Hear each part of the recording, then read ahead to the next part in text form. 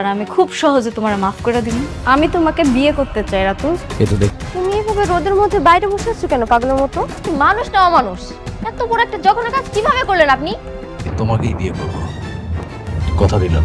দুটা বউ রেখে আবার আলাদাভাবে মেয়ে নিয়ে রাত কাটায়। বাহ, এরা তো আমগো পুরান মানুষই। বৃষ্টির কি হয়েছে? বৃষ্টিকে আর ভালো লাগতেছে না? না ভালো লাগবো কেমনে, স্বাভাবিক না, পুরান হয়ে গেছে না। মেঘলার মতো বৃষ্টি এখন পুরাতন। শান্তা এখানে কেন আসছে আমি কিছুই জানি না, বিশ্বাস করো। তুই কি চাস? কি হলো, চুপ করে আছিস কেন? তুই কেন আমার সাথে ঝামেলা করতেছিস বল।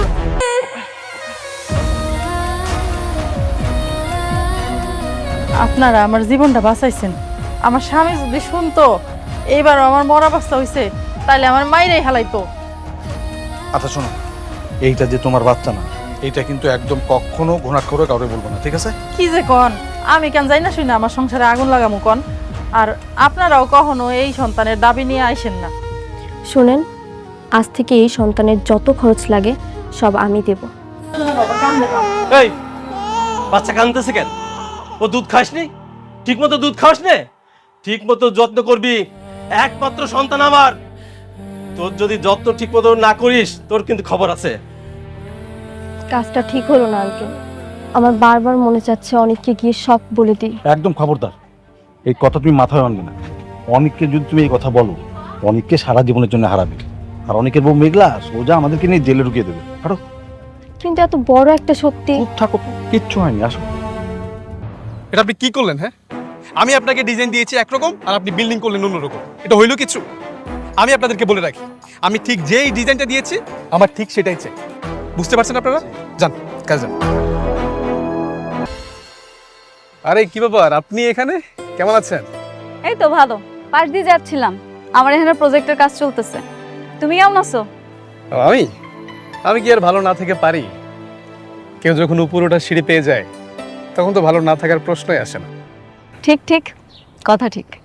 তোমার সাথে তো এখন বৃষ্টি আর ওমর জাফর আছে, তাই না? হ্যাঁ, ওমর জাফর তো এখন আমার বিজনেস পার্টনার, তার সাথে এখন বেশি ডিল হচ্ছে। Good, very good. তো এখানে কি করতেছিলা? ও এখানে এখানে একটা শপিং সেন্টারের প্ল্যানিং হয়েছে, ওটা দিয়ে কাজ করছি আর কি। গুড জব, মন দিয়ে কাজ করো, একদিন অনেক বড় বিজনেসম্যান হবা। হবা আমি জানি। অনেকের সাথে যতদিন ছিলাম তার কাছ থেকে আমি অনেক কিছু শিখেছি। বলতে গেলে তার কাছ থেকে আমার সবকিছু শেখা, এটা আমি কখনো অস্বীকার করতে পারবো না। বাদ দাও না, থাকে সব কথা।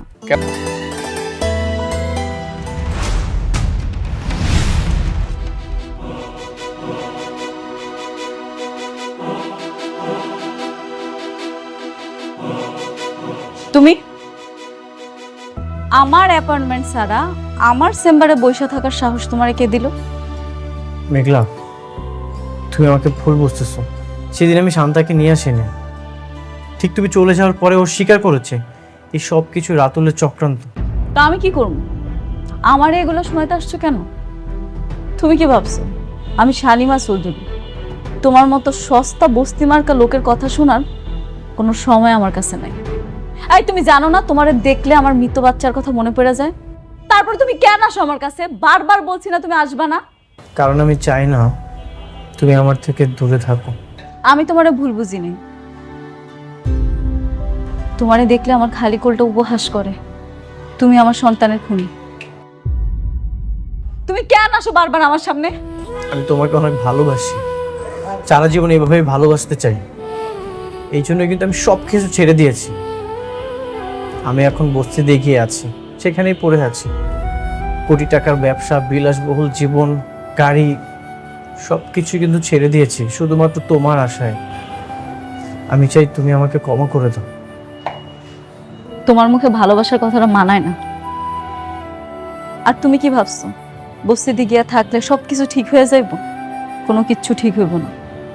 অনেক তুমি থাকো বস্তিতে আর আমি থাকি এসি রুমে। আমি এখন হয়তো বা শালিমা চৌধুরী, আমার অনেক ধন সম্পদ আছে, কিন্তু আমার মনের ভিতরে কি বইতেছে, আমি কতটা কষ্টে আছি সেটা তুমি বুঝবা। প্রতি রাতে আমি যে ঘুমাইতে পারি না সেটা তুমি কি করে বুঝবা কও? মেঘলা, আমি তোমার সেই পুরো ক্ষতটা সারিয়ে দিতে চাই। ঠিক আছে,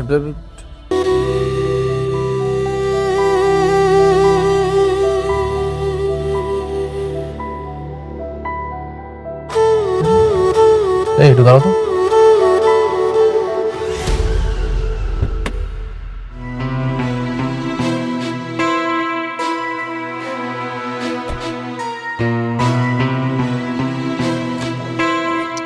আরে বন্ধু, তুই এই তীব্র রোদের মধ্যে একা একা হেঁটে যাচ্ছিস, তোর তো শরীর খারাপ করবে।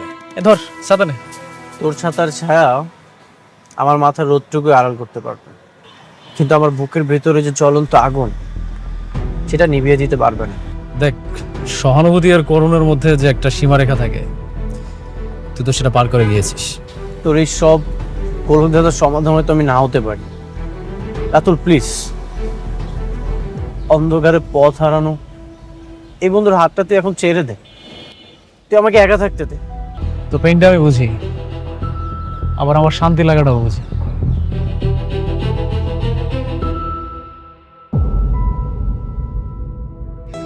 মারে দেখ তো ঠিক আছে না? হ ঠিক আছে আব্বা। ঠিক আছে না? সোজা আছে তো? বাস। আচ্ছা, ছবিটা এখানে না রাখলে হইতো না। তুই তো সারাদিন এই ছবিটা দেখবি আর মনে মনে কষ্ট পাবি। দরকার আছিল আম্মা, মানুষের তো কষ্ট পাওয়ানোর লেগে একটা স্মৃতি লাগে।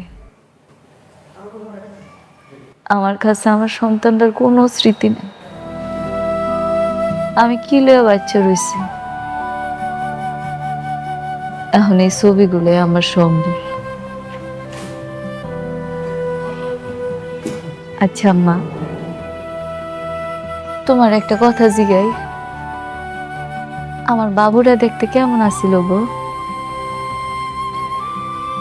মারে কি হইল আম্মা, কথা কইতাছো না কেন?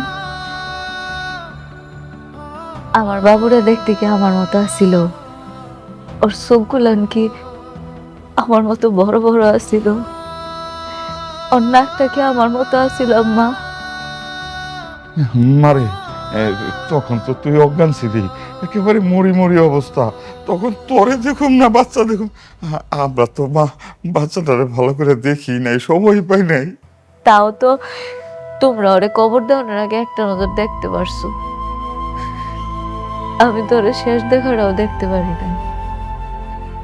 কি অভাগী আমি, আমি আমার সন্তানের একটা নজর দেখতে পারি না। মারে কষ্ট পাইস না, আল্লাহ যা করে মঙ্গলের জন্যই করে। আল্লাহ কি ভালো লেগে করলো মা, আল্লাহ আমার কি ভালো করলো, আল্লাহ আমার কেন বাঁচায় রাখলো। আমি আমার সন্তানের একটা নজর দেখতে পারি নাই। এর থেকে কষ্টের আর কিচ্ছু হইতে পারে না।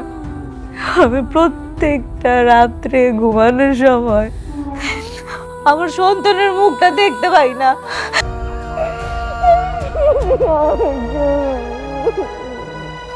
কিছুই শেষ হয়নি বাবা, বাচ্চাটা এত সুন্দর, একদম অনেকের মতো চেহারা। মা, এখন এসব বলে কি হবে বল? সন্তানকে তাদের বাবা মার কাছে তো আমরা ফিরিয়ে দিতে পারবো না।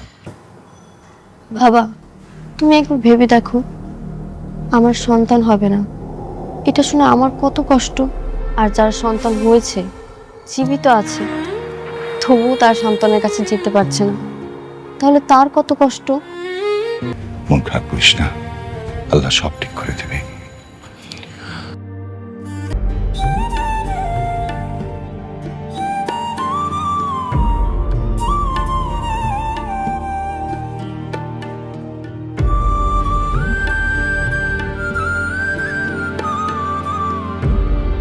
তো আমরা এটা কমপ্লিট করে ফেলছি, তাহলে নেক্সট আমরা এটা প্ল্যানিং করবো। হ্যাঁ, আর এই দিকটা যেটা আছে তাহলে সেটা আমরা সামনের মাঝে শুরু করব। ওকে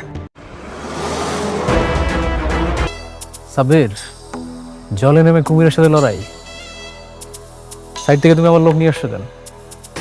জলে নেমে কিভাবে কুমিরের সাথে লড়াই করতে হয় সেটা তো তোমার কাছ থেকেই শেখা।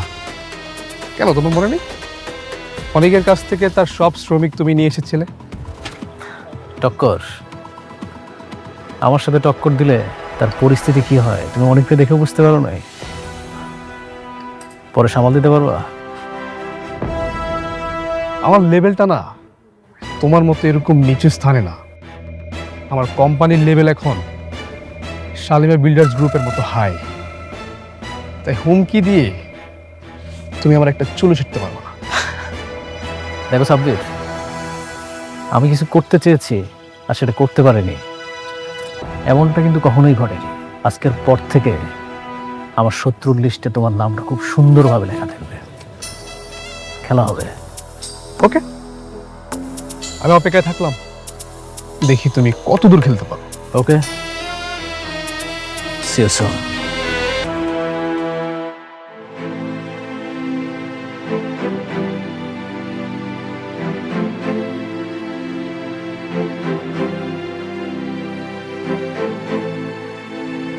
এর আগে চাকরির অভিজ্ঞতা আছে? জি ম্যাম। দেখুন, শালিমার গ্রুপের প্রধান শর্ত হচ্ছে নম্রতা এবং ভদ্র ব্যবহার। আপনাকে এটা মেনটেন করতে হবে। তাহলে আপনার চাকরিটা কনফার্ম করা হইলো, কালকে থেকে জয়েন করেন। Thank you so much. Hello baby. আমার চাকরি তো হয়ে গেছে। শালিমা আমাকে তার পার্সোনাল অ্যাসিস্ট্যান্ট হিসেবে চাকরি কনফার্ম করে দিয়েছে। ভেরি গুড, তাহলে তার কোনো বাধা নেই। শোনো, তোমাকে আমি ঠিক যেভাবে যেভাবে বলেছি তুমি ঠিক ওইভাবে করবে। Okay baby.